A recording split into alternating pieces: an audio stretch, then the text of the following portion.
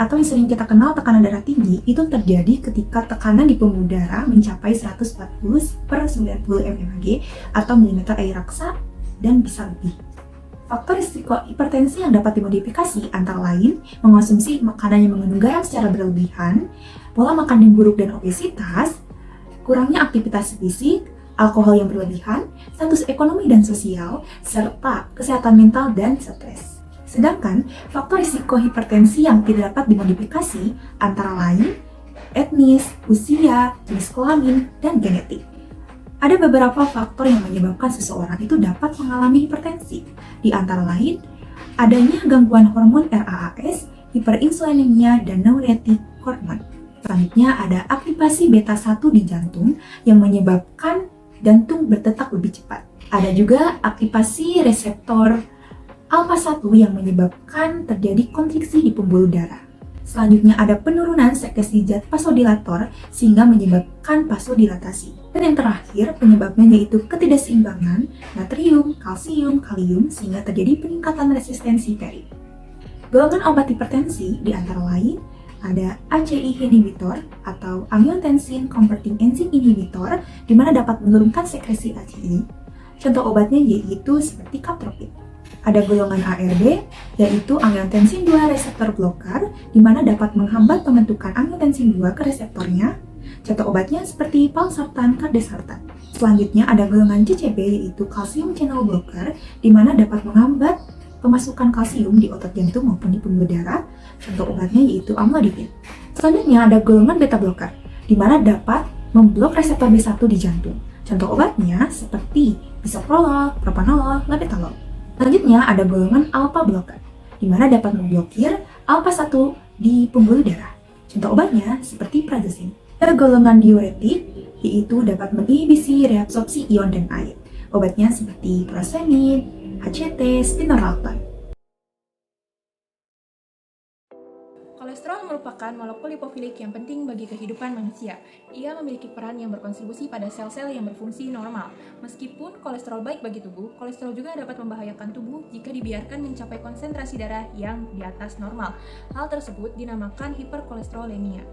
Penyebab dan faktor resiko yang pertama yaitu asupan lemak jenuh dan kolesterol yang tinggi, yang kedua penuaan, yang ketiga obesitas, yang keempat faktor genetik, yang kelima hormon estrogen, yang keenam merokok, yang ketujuh penyakit hati, dan yang terakhir penyakit lainnya.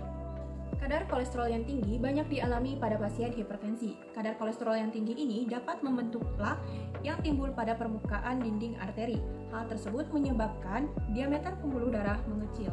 Adanya sumbatan pada pembuluh darah akan menyebabkan lubang pembuluh darah menjadi sempit dan elastis pada dinding pembuluh darah akan berkurang, sehingga menyebabkan tekanan darah menjadi tinggi. Tekanan darah menjadi tinggi ini disebabkan karena timbunan kolesterol pada dinding pembuluh darah yang berlebihan. Pelayanan kefarmasian merupakan suatu tanggung jawab profesi dari apoteker dalam mengoptimalkan terapi dengan cara mencegah permasalahan terkait obat. Permasalahan yang sering terjadi yaitu ketidakpatuhan dan ketidaksukaman pasien sehingga menyebabkan kegagalan terapi. Oleh karena itu, pelayanan kefarmasian sangat penting untuk dilakukan. Salah satu contoh dari pelayanan kefarmasian yaitu pelayanan informasi obat dan konseling. Pelayanan informasi obat merupakan kegiatan penyediaan atau pemberian informasi, rekomendasi obat yang independen, akurat, dan komprehensif yang dilakukan oleh apoteker baik kepada sesama tenaga kesehatan ataupun pada pihak pasien. Adapun tujuan dari pelayanan informasi obat yaitu menyediakan informasi obat kepada sesama tenaga kesehatan ataupun pada pihak pasien dan menunjang penggunaan obat rasional. Konseling merupakan suatu aktivitas pertemuan antara seseorang yang membutuhkan nasihat ataupun saran yang disebut sebagai klien terkait terapi obat dengan seseorang yang memberikan nasihat ataupun saran yang disebut sebagai konselor ataupun apoteker. Sehingga klien dapat memperoleh keyakinan akan kemampuannya untuk memecahkan masalah terkait terapi pengobatan. Adapun tujuan dari konseling yaitu mendidik dan membimbing pasien dalam penggunaan obat sehingga dapat mencapai tujuan dari terapi. Yang kedua yaitu memaksimalkan efek terapi, yang ketiga yaitu meminimalkan efek samping, keempat yaitu meningkatkan kepatuhan pasien dalam penggunaan obat. Konseling terbagi menjadi dua yaitu konseling aktif dan konseling pasif. Konseling aktif merupakan konseling yang dilakukan atas inisiatif apoteker sendiri. Sedangkan konseling pasif yaitu konseling yang dilakukan ketika pasien membutuhkan informasi ataupun saran terkait pengobatannya kepada apoteker. Salah satu kriteria pasien yang perlu mendapatkan konseling adalah hipertensi, karena penggunaan obat antihipertensi harus tepat, tidak boleh berlebih ataupun berkurang. Karena ketika penggunaan obat antihipertensi secara berlebih akan menyebabkan hipotensi.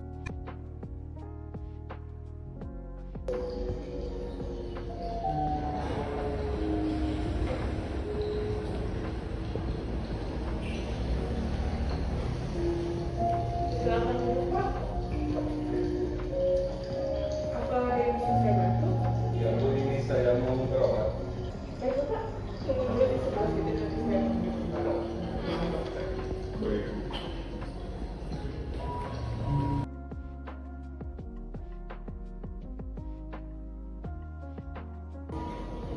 Pasien nomor 5.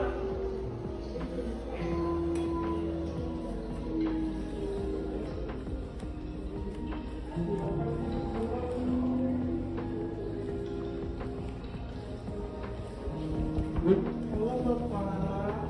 Dengan Bapak atas nama siapa? Muhammad Tito Firdaus, Ya, usianya berapa Pak? 22 tahun, Dari mana Bapak? dari Singapura. Ya, baik. Keluhannya yang dirasakan apa Pak?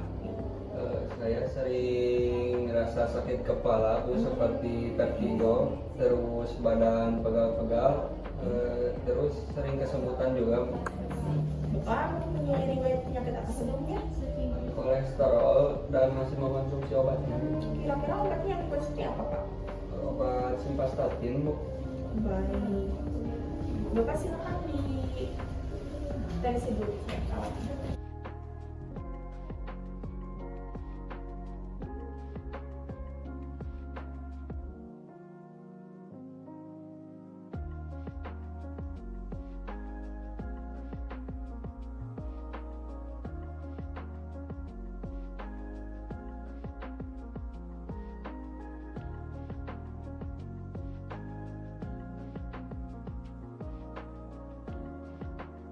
Sudah gimana? Hasilnya 157/100, Dok. Oh, dari dulu ya Pak. Ini Bapak kemungkinan tertidur bisa jadi hipertensi juga, ini jadi bisa pusing, pegal-pegal kayak gitu. Nah ini saya rasakan ya untuk menurunkan tensinya.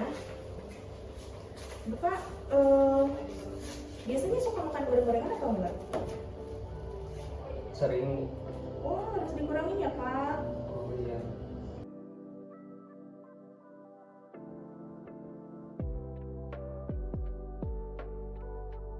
Makan nih, nanti ditebus ya Pak.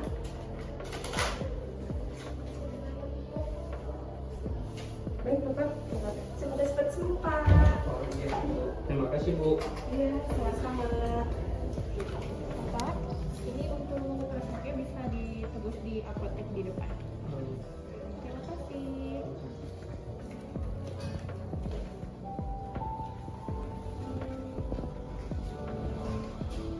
Selamat siang, Bu. Ini mau menembus saja.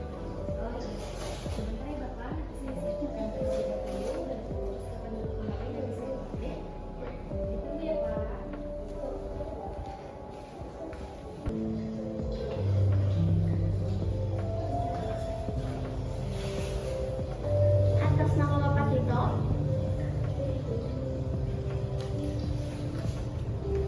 Bapak ini diresepkan 3 obat. Ini untuk hipertensinya diminum 1 kali sehari, 1 tablet sesudah dan atau sebelum makan. Ini sama untuk hipertensinya diminum 1 kali sehari, sesudah makan di pagi hari. Dan ini untuk vitamin bisa digunakan untuk mengatasi keluhan yang Bapak alami seperti pegal dan kesemutan. Diminumnya 1 kali sehari sesudah makan. Ada yang ingin ditanyakan? Sudah ya, Bu.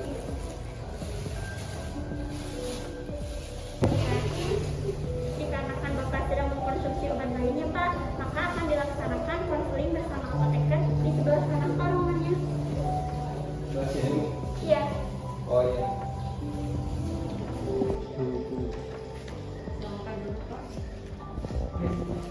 Dengan Bapak Tito ya? Iya, Bu.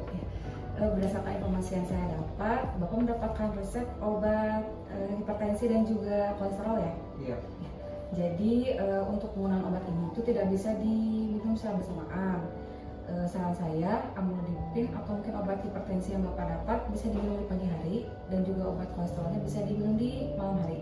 Karena ketika digunakan bersamaan itu bisa menyebabkan kerusakan hati dan juga kerusakan otot gitu Pak. Nah, setelah jika dalam terapi ini Bapak merasakan efek samping, yaitu urinnya tiba-tiba menjadi coklat ketika buang air kecil, atau mungkin ada demam juga, apalagi ada nyeri otot, ya Pak, bisa dikonsultasikan ke dokter. Ya, kalau suku ada makanan yang tidak dibolehkan saat mengkonsumsi obat tersebut. Nah, ya, selama terapi ini saya konsulkan tapi diwajibkan ya Pak untuk tidak mengonsumsi teh hijau dan juga jus jeruk baru. Itu aja mungkin. Itu aja mungkin. Terima kasih. Mantap Pak. Semoga akan sembuh. Baik Bu, terima kasih Bu. Audio Jungle.